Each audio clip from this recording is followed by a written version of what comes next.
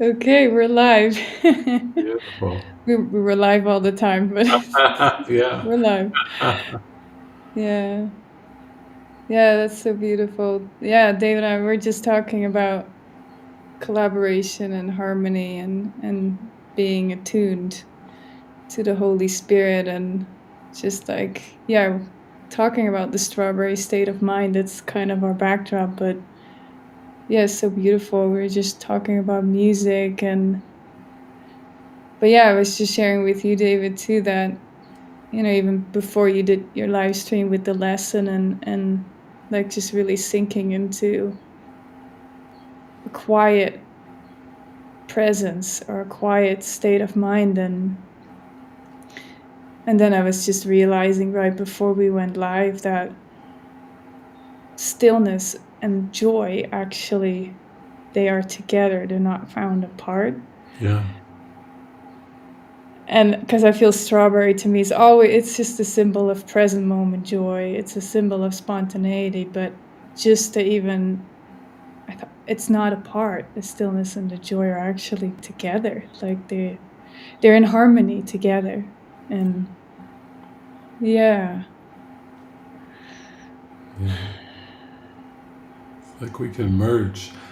I just recently we had our 6.5 hour event and showed the movie Take Me Home, and one of my friends, Amanda from Spain, was writing in that she just was having these deep connection, euphoric feelings sometimes, just in some of the scenes in the movie, just showing the background mountains, the background green mountains. She just really kind of opened up and felt this merge of love just with the scenes with the background green mountains, and so yeah, Jesus talks about that at one point in the course where he says you can actually merge with anything. It could be anything in time and space. It could be a sight, a sound. It can be with anything. You can just give your mind over to completely merge with it and see that it literally is you in a mind sense, not in a personal sense, but there's like a merging, there's a letting go of all thoughts of specifics, of objects, of location, of time and place. And so what we're kind of calling the strawberry state of mind is that letting go of thinking in terms of particulars, and that's been all of our past conditioning, but it's just not serving anymore. We don't want to hold any kind of limits on our mind, and we don't want to perceive any limits in the world anymore. So it goes way outside the boxes and the categories of the world, because I think it does go to that place, that state of mind where there's not a desire for an outcome. You're not looking for things to be a certain way. That's been part of the fun of all the strawberries we have is when it seems like there's even not a harmony in form. It's so easily to just drop back into that laughter and joy and giggling in the moment of, no, it's all perfect. I'm not even gonna go there anymore in my mind that something needs to be different, or something or someone needs to change. And that was fun about all the collaborations we've had on the stage over the years.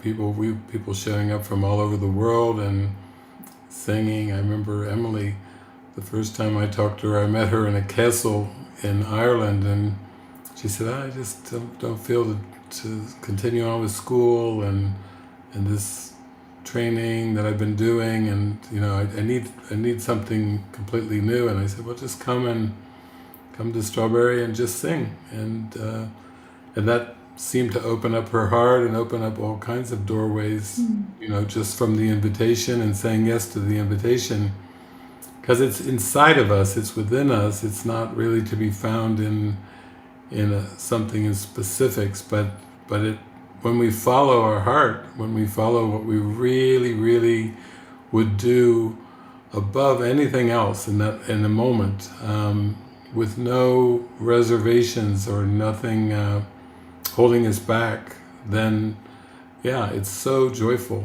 And it's Mm. very still too, like you said, it's joyful and still, and we recognize that, like, oh yeah, this feels natural. Yeah.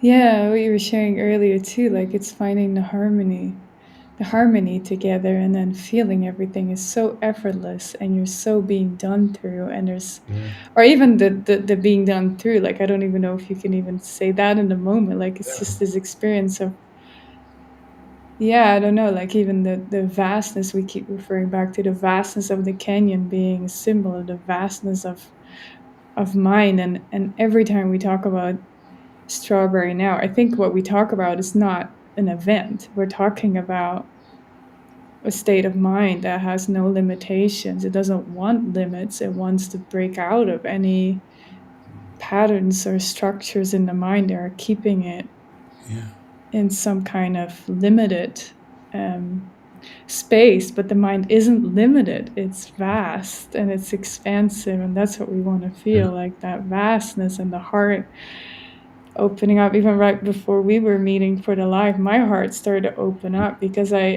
got in touch with the intention and the purpose for even this. It's about the holy encounter and it's about feeling that worthiness. We're so worthy of feeling that deep connection and that love, and we don't have to do anything for it, and we don't have to be a certain way. We come as you are. And we were talking a little bit about song lyrics too, and yeah, it's funny because right before we met, I was all these song lyrics were coming to me, and one of them is "Come as You Are." It was from the Echo song that came through last year, right yeah, before yeah, Strawberry, and just different song lyrics like from Eric, that you love me no matter what I do. There's a song I love so much. It's called Communion, where it says, I don't have to prove anything. You've already approved of me. Like it's these lyrics that, but I don't know, when we talk about that worthiness and the intention that's in the mind of coming together, like that's everything. Like it's just one holy encounter can just completely change the trajectory of your mind. Like it's, yeah, yeah, it's life changing. Like not the event. Like again, it's not the event, but it's the purpose in our mind and what are we using it for moment by moment. Yeah. yeah, yeah. That's it. It's like Jesus teaches us, "Seek not outside yourself, for it will fail, and you will weep each time an idol falls." And then at one point he says in the course, "You cannot relate to your brothers with anything external." And that's like, okay, that's an interesting line. And then at one point he even goes on to say, "The body is outside you, but it seems to surround you, shutting you off from others." So okay, you can't relate with your brothers with anything external. The body is outside you, but it seems to surround you. It's like it takes us into such a deep way of relating that is so internal that it's truly like we are relating with ourself. We are relating with our true self, and we are in harmony with our true self. And then in that, then everything that's reflected in perception is just a reflection of that inner harmony. It's not coming from things going a certain way or things happening a certain way, a certain form. It just is the undoing of everything. It's Jesus is teaching us little by little that that a miracle is our inheritance, and that miracles are natural, and that miracles, show us the way and lead to the light and to the vision, to revelation. But he he talks about revelation, which is direct experience of God, direct experience of light, and he says it's sometimes sought for in interpersonal relationships, but he's saying it's not there. It's sought for in interpersonal relationships, but the light, the revelatory light, is coming from God to our mind. It's not coming from our mind to God. It's coming. It's a one-way direction from God, revealing, extending light, and and so in one sense, yeah, that's a whole different way of approaching everything when you start to really tune in internally and face any thoughts of unworthiness or any fears or any doubts, any hesitations. You start to, it gets to be more, you're more sensitized. You're more sensitized to those small little times where there's a little, even discomfort. You start to really pause and say, okay, pause here and let's see what I want, the harmony. I want to come back into that harmony and but it's so opposite of the way that the world works. You know, we were talking about the last night, the Super Bowl and all the stimuli and all the images and everything, and yet there was a way of connecting with this inner joy and inner harmony where it didn't matter about the sights or the sounds or how loud the sounds were, or there was no attempt to analyze the images because it got to be with all these Super Bowl images and then all these Mexican advertisements flashing in there that it just got to be funnier and funnier and almost more like it's ridiculous to even try to interpret Yeah. the world, which really that was like the value of the whole thing was the lightness and the laughter, not trying to take anything serious, you know, and yeah, I think that is the harmony. Harmony just does not take this world seriously at all. Yeah, yeah. I keep thinking too about last year, the last day of the festival, the power went out. It was the last session. It was the dance party, which was the session where we like the loudest, the most music. Okay, here we go, all out. Poof, all the power went out. We were like, huh.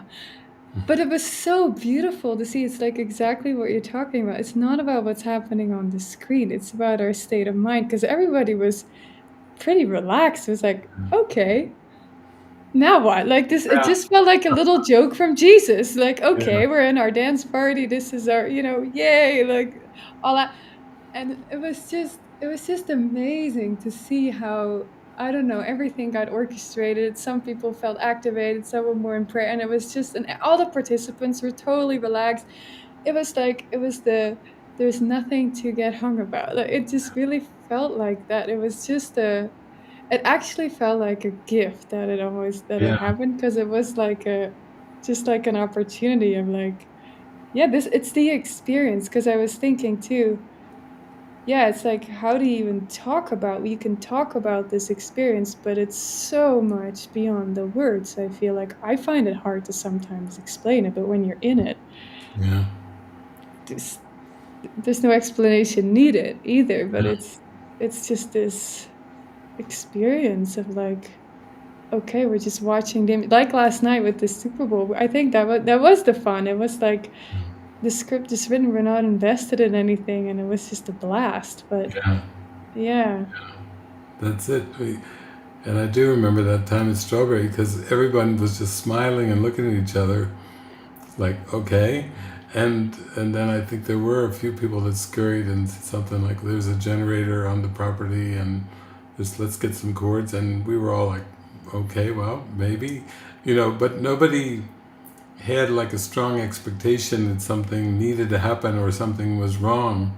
And I find that, you know, even with what the world calls natural disasters, upon the initial reaction with a lot of people, then they find themselves drawn together in a sense of wanting to connect and be helpful with whether it's a flood or a fire or a hurricane or some storm or something. When people are taken out of their rituals, we'll call them, which they seem to be identified as their daily life, there's a little crack of an opening for something new, and the light just seems to stream naturally into that something new. Mm. Where even when children are into the ritual of going to school every day, and then suddenly there's a snow day, and it's not expected, it's not predicted, and then all of a sudden they're in an out of pattern miraculous experience, like, oh, I'm going to call so and so, let's go make a snowman, let's go sledding, let's do something that was not even considered, suddenly is there through this crack of the miracle.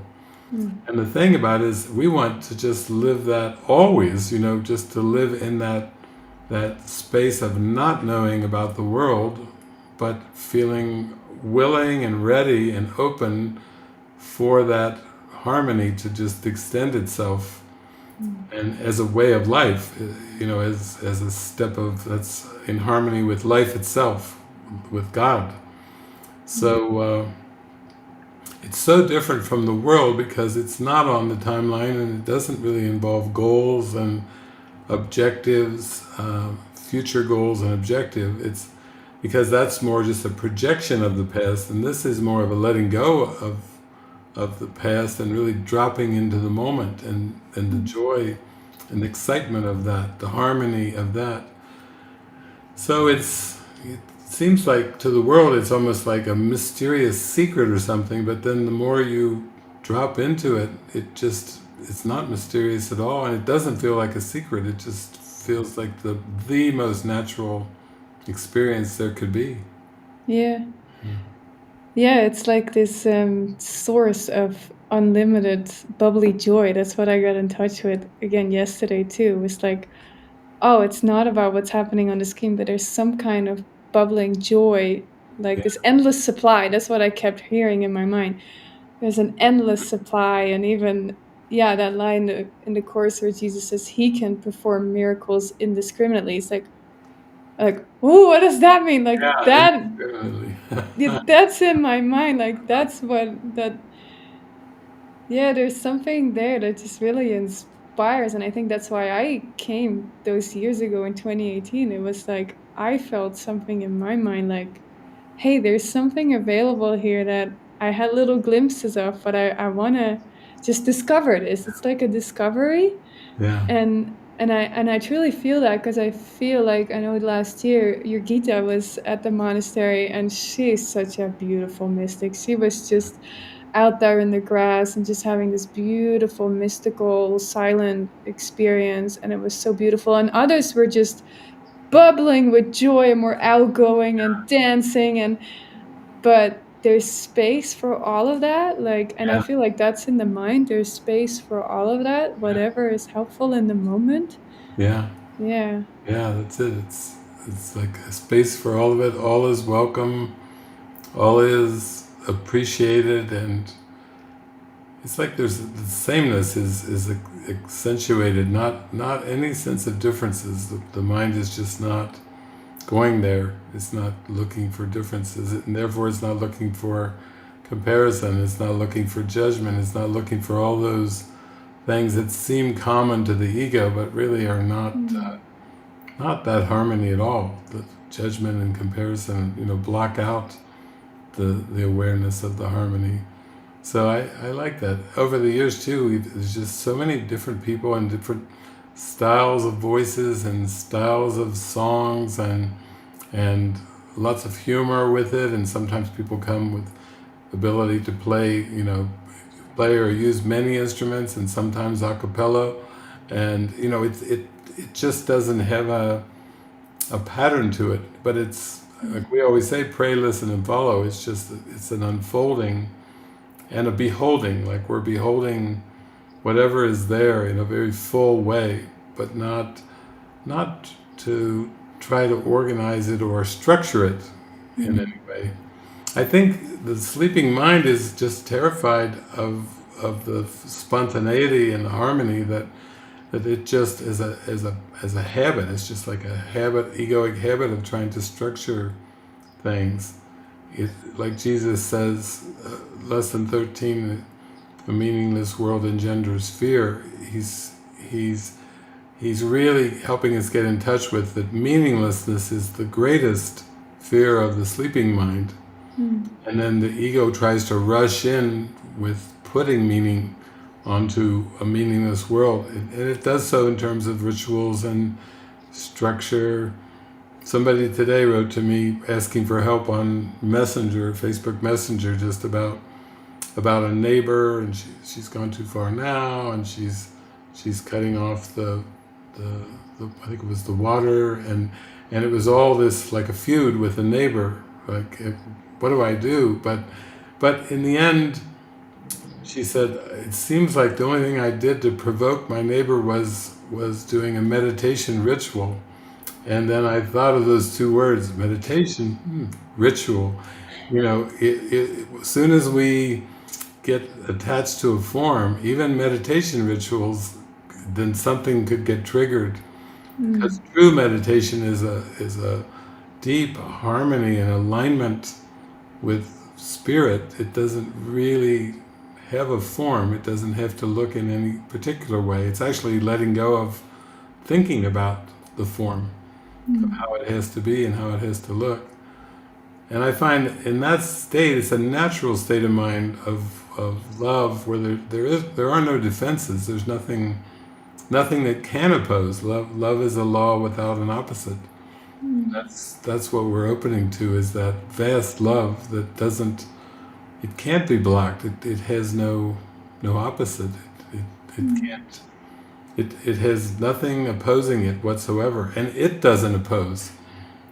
So that's how beautiful, you know. It's acceptance. Mm. Yeah. It's like going full circle. It's like truth is simple. Like there's no complexity in it. Like there's a simplicity that's there, and just yeah, like come as you are. I thought about the quantum love song, like dare to let it in, dare to let it be, dare to allow to be given everything. Like Yeah, yeah, yeah, that's the experience of it. And I feel that with the festival. Like I think that's why I'm probably always feeling such a spark with it, because it's such a symbol of the spontaneity, and it's such an invitation to everyone who's involved in any way, like, or even just listening to this. It doesn't matter. It's not about the form. It's just being connected in the mind of that spontaneity and that bubbly joy, and yet not forgetting that truth is simple. It's very simple, yeah, and in the simplicity, that's where the joy is. It's not in the complexity of the ego, or even the excitement about like a future something, because that's something that I feel like that's been a washing. Oh, the excitement, but is that really the spirit, or is there that peace? Because peace and joy go together, and then it's like, oh yeah, that's actually what we really want, just that peace and joy going together, and being in that experience of it. And like you said, the miracle cuts through. Like it's something so out of pattern. It just is, I don't know, opposite. This might not be even the right word, but it's so beyond the structure. It's like a miraculous state of mind, a miraculous life is what we want. Like yeah, that's what I want. Like, and I know that's what we all want. Like that's what we're ultimately wanting to wake up through, is through the miracles, and just feeling the love that inspires the miracles. Because, and I feel that, like, that's what the mind is afraid of, like you said. Because I thought about the princess and the pea with the mm, mattresses, and when you said, like, yeah, it becomes less and less tolerable, even the little upsets become, but that's not a bad thing if you get to that point of actually, because it's almost like the P is down there anyway. The belief is down there. So if you're starting to, it's like taking the mattresses away or something, but ultimately it's to release it and to be in that joy. And yeah, yeah. yeah. It it seems like we're just at that point now where we're just completely letting go of everything. Like, you know, the structures of. I know when I traveled a lot, extensively, where I was just traveling and doing multiple gatherings each day and place to place, and everything was just whirring by like a big fast blur. It was very spontaneous, and there wasn't very much structure. There was communication, like prayer and, okay, I'm coming here next, or I'm coming here or there. There was a little bit of that, very light, but it was a very light communication that way. And we've done, as a community, we've done lots of events, we've done lots of travels and things, and the key for us was, even when the inspiration would come in for it, we would just let it come through, start to work with it in the joy of the moment, in that inspiration feeling. But we couldn't really put it on a timeline without making the error real. So we had to keep it lighthearted. I remember there were times where I was doing these huge 500-person Course in Miracles conferences. It started off, sometimes they were every other year even. It kind of then changed for a while for every year, but every other year, I remember at the conclusion of a festival, like 2 days would pass after this massive conference of 500 people, and then the organizer would send me an email and say, can I count on you and then give me a date 2 years in advance. And I always thought, oh my God. And then I would just have to pray, and I would either hear a yes or no. But I would oftentimes hear yes, and then I would have to immediately forget about it. I would have to send back the yes and then let it go from my mind for 2 years until the time approached, and I was happily surprised to find myself speaking to a crowd or whatever, but I couldn't hold it in mind. And I think that's a little bit like we've talked about with this Strawberry Fields Festival. Seems like it could be our last kind of festival in that way, the way that it has been structured, in terms of time and place, location, and all kinds of things.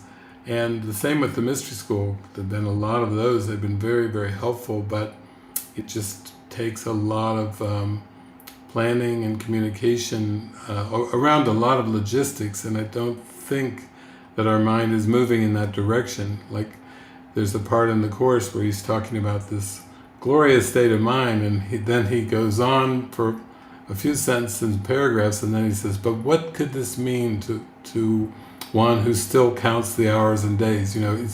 It's just saying, even if you have a calendar and you count the hours and the days, it's still that's not the fullness of it. I mean, I had some times, I think a week or two ago, I woke up, and first when I opened my eyes, I had a tune in my mind from some kind of a classic tune that I always loved. And then there was new lyrics coming, and I thought, I should just jump in the car and go over with Helena and Eric and just spend a few hours. That's the feeling of it, because it's very spontaneous, and there seems to be a tune in there, and then there seems to be lyrics coming with it, and then the mind will go, look at the calendar. It's like the eyes go to the calendar. Like even today, I've had so many messages just this morning from the admin team saying, we can't get into this thing without a code sent to your phone. There will come a time when there won't be phones. I can feel it already. It's coming.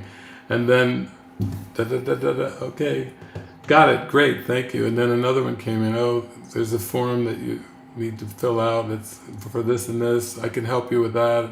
We need to set a time and okay. Oh, wow, because we've got a call coming up with Japan later today, and there's like a house meeting, and it's just like, floop, floop, floop. It can fill up very, very quickly. In a matter of an hour, it can just go pink, pink, pink, like popcorn, just pop, pop, pop, pop, pop, and you've got a whole bowl of popcorn before where you had nothing.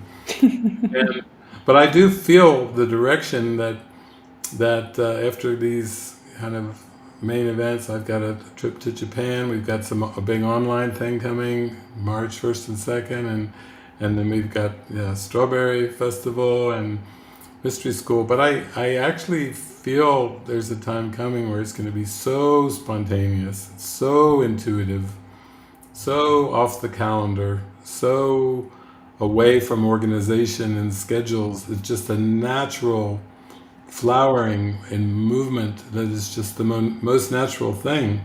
I know, because I've had different times when I've gone off to hermitages and everything, and that's been exactly it. I don't have any communication devices. Sometimes I'm in a cottage out in the woods or far, far away from connections of any kind, phones or internet, and then the day just unfolds. It doesn't even have to be in a woods. I've had times when I've been roommates with a couple cats, and we didn't speak verbally. They would just make meow sounds, and I would make them back to them, and we would have a lot of eye contact and a lot of meow sounds going on, but really no words. We really agreed, to leave the words out of it because the cats were not into the words, and I said I want the connection more than the words. So it was long stretches of time just being there with the cats and being very intuitive and loving and cozy and warm and very, very expansive and flowing, but not a lot of words.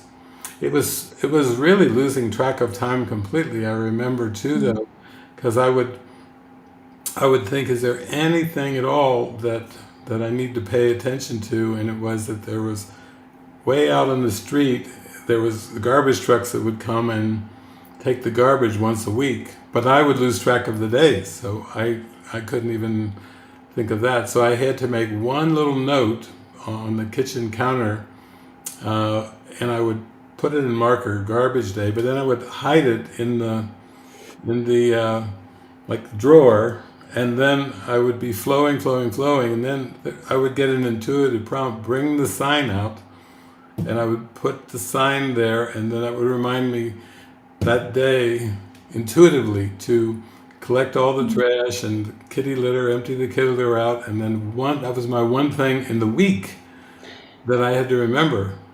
And it really was good because it was really going beyond the thoughts of time. I lost track of the days of the week. And then the more weeks I did this with the cats, and the more months that I did this, then I really started to lose track of the year too. And I remember when 9/11 happened and the Twin Towers came down and everybody was like, all these shock waves were going around the world.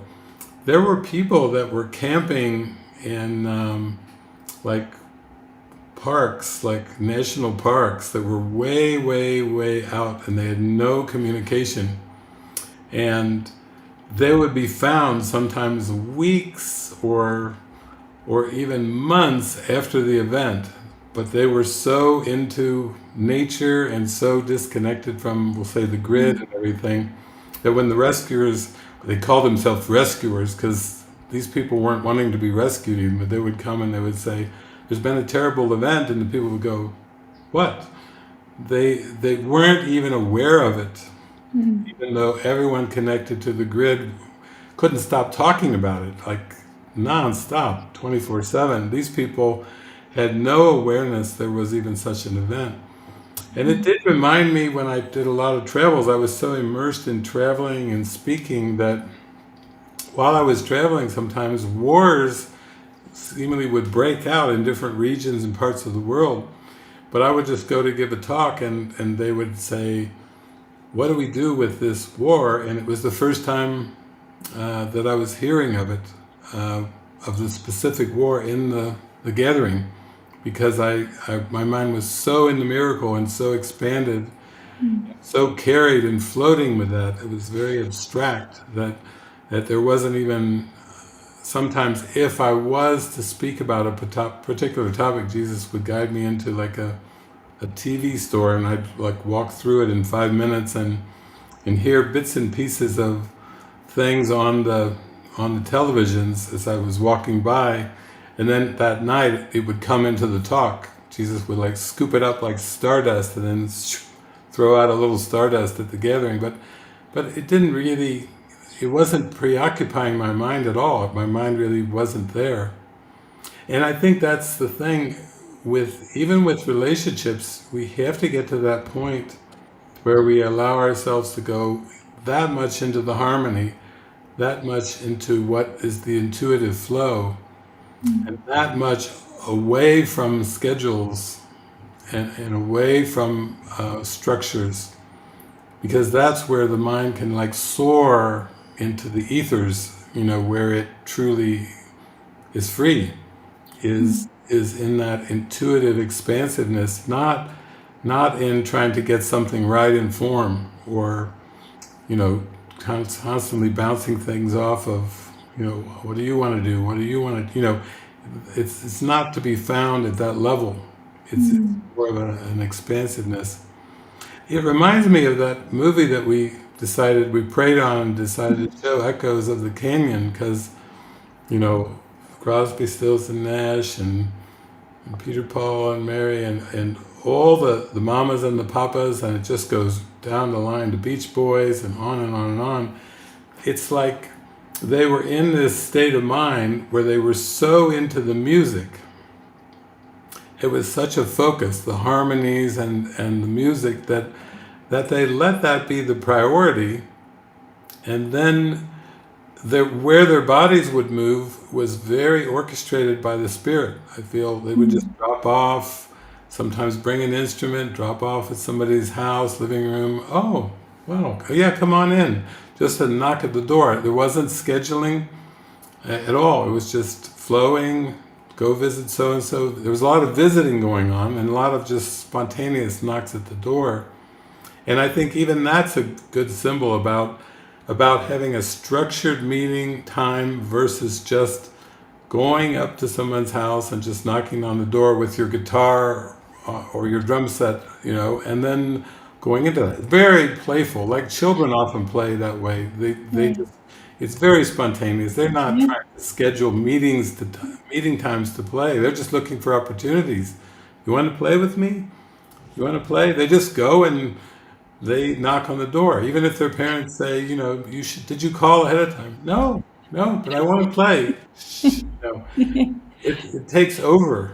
It's very joyful because Mm. it's not structured. So I do feel in a sense that that's why when we're saying come to this strawberry state of mind, it's an invitation to a way of being.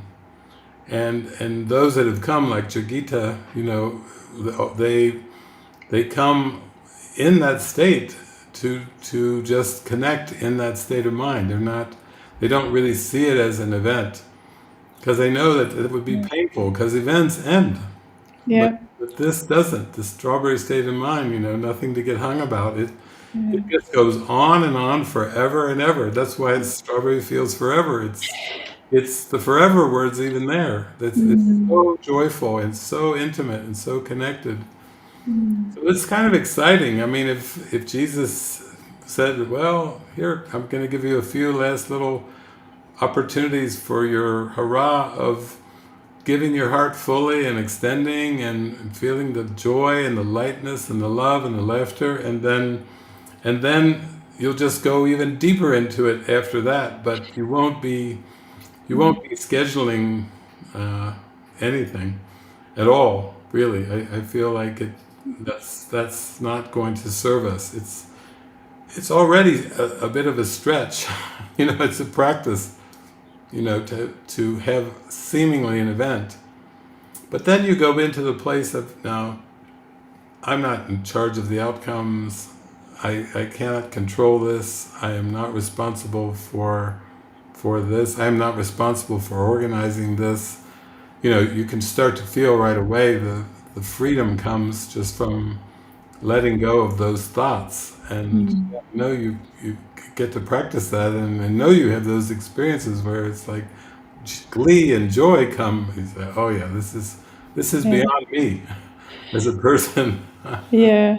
I feel it because the heart opens up so much, and yeah, even joining with Anna too and the team and everyone who's involved, it's like the heart opens up. And when we let go of any idea of organization or scheduling, it's like also my mind goes like, I want everybody to come. The organizing part would put it's like, no, I feel like, no, I want my heart to just burst wide open with this. I don't want to put a limit on it. Jesus is in charge. And Yeah, I just feel everything you're just sharing, David. It's like, it's just the most natural thing the mind is moving into. So what else can happen and that's actually being reflected? Like it's almost like the in and out is not separate. So I can feel everything you're sharing. Like when the mind wants to go more into the spontaneity and the simultaneity, it's like it's the planning becomes actually almost impossible. It's like, so it feels like this is a natural I don't know, progression maybe. I don't know how to say it, but it's like this is where we're naturally moving into as we let go of the world and come into that simply do this, be still and lay aside all thoughts. Like I've been just listening to that every morning, and it's like Yeah. it's the most important thing, and it's feeling very natural. And yeah, Yeah. yeah. Yeah, it's beautiful because we have even talked with our Strawberry Mystery School, but now we have this donated house in Japan, and all of these seemingly eager little lambkins that are just ready to just burst open at the seams, and they're into spontaneity and music, and they're into joy, and they're into going fully too. They're like saying, "Yeah, I join you in that. I want to leave all else behind." Mm. And so it just seems like, of course, the opportunities to keep expanding into this and giving the gift away. Just showing up clueless and carefree, and yet feeling very cared for by the Spirit. So there's no worries or concerns with it, but it's quite a joyful adventure that way, and it's not trying to structure the form. Uh, People can say, well, you still, have to buy airline tickets, and you still have to, maybe do a visa on whatever the country requires, but even that, it's like it's just momentary.